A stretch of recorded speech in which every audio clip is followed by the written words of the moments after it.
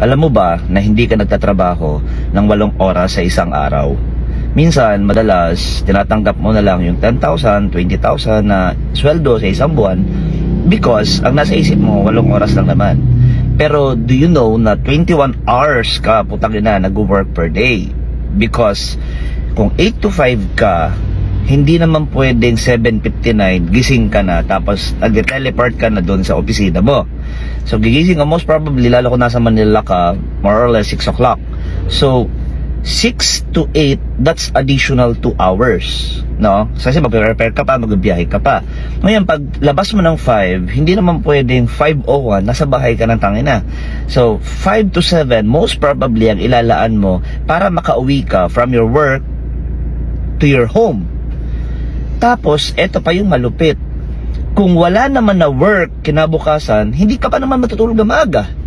Pero kung may trabaho ka ng putang ina, magpipray ka na sasabihin mo na sa sarili mo na matulog ka na kasi may pasok ka pa bukas. Tutulog ka ng 8 oras, so i-add up mo pa yon kasi kasama siya doon sa computation ng magiging lakas mo the following day sa trabaho mo. Kaya kung titingnan mo, 6 to 8, 8 to 5, 5 to 7, plus 8 hours of sleep, putang ina, 21 hours ang ini-spend mo for what? 10,000, 20,000, 30,000 a month. Ito yung gusto kong na maging wake-up call para sa'yo. Na kung ikaw yung tipo ng tao na papayag ka habang buhay na 21 hours per day for 10,000, 20,000, 30,000, nasa yan.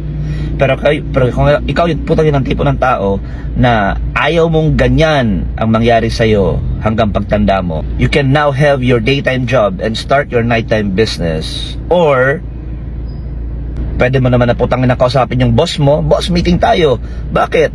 You're fired!